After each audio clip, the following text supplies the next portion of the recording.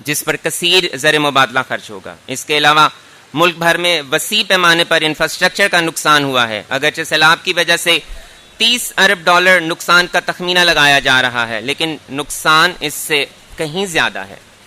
اس میں کوئی شک نہیں کہ ہماری تاجر برادری اپنے سیلاب سے متاثرہ بھائیوں کی امداد کے لیے دل کھول کر مدد کر رہی ہے اور سیلاب زدگان کی امداد کے لیے کثیر فنڈز جمع کروائے ہیں.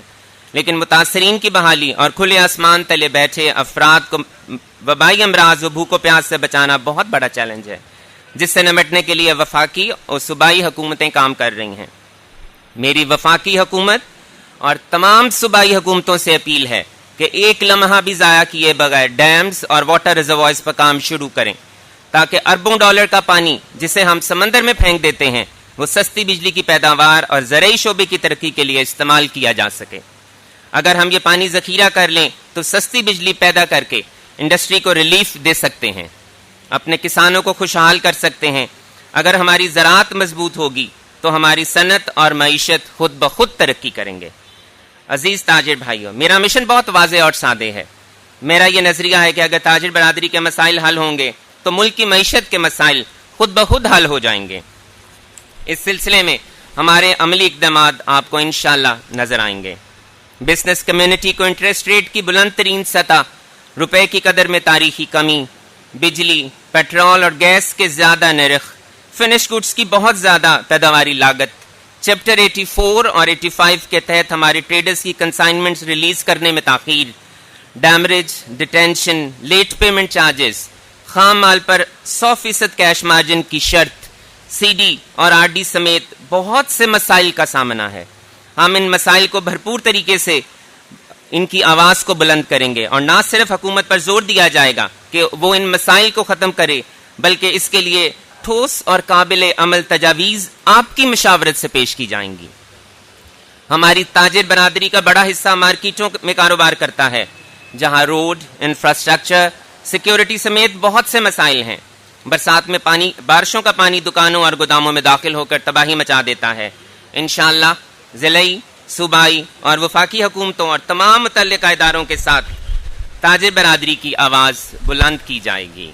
میری خواہش ہے کہ اگلے سال کو business compliance and facilitation year declare کیا جائے، اور ہم اس مشن کو پورا کرنے کے لیے business community, federal board of revenue, Punjab revenue authority, F T O, social security, E O A B اور دیگر اداروں کے درمیان ایک پل کا کردار ادا کریں. وہ اس طرح کہ ہم اس بات پر زور دیں گے کہ ہم اپنی ٹیکس ریٹرن ضرور جمع کروائیں، اور دوسری طرف اپنے تمام تاجر و صنعت کار بھائیوں کے مسائل کو حکام بالا تک پہنچائیں. ہم تمام سرکاری ڈپارٹمنٹس کو ایک پیج پر لانے کے لیے ہر ممکن کوشش کریں گے تاکہ تاجر برادری کے مسائل کم سے کم وقت میں حل کرانا ممکن ہو سکے.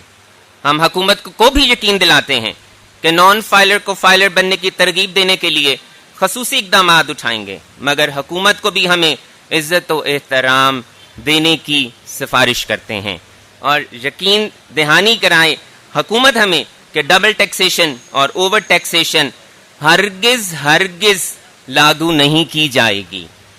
میں بزنس کمیونٹی اور حکومت سے اپیل کرتا ہوں کہ نتائج دو طرفہ تعاون سے ہی نکلیں گے، اور دونوں فریقین کی کامیابی میں ہی ہم سب کی کامیابی ہے. لاہور چیمبر کے ممبران کی خدمات کے معیار کو بلند کرنا میری اولین ترجیحات میں شامل ہے. صنعت کاروں اور تاجروں کو کوئی تکلیف نہ ہو، یہ میرا نصب العین ہوگا. لاہور چیمبر کے دروازے آپ کے لیے ہر وقت کھلے رہیں گے.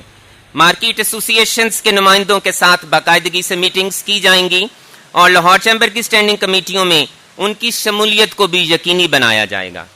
ان تمام مقاصد کے حصول کے لیے مجھے پیاں فاؤنڈرز الائنس کی لیڈرشپ کی رہنمائی تو درکار ہی ہے، لیکن اس کے ساتھ ساتھ تمام تاجر بھائیوں سے درخواست ہے کہ آپ مجھے اپنی قیمتی رائے سے ضرور نوازیں کہ کس طرح میں بزنس کمیونٹی کی بہتر انداز میں خدمت کر سکتا ہوں.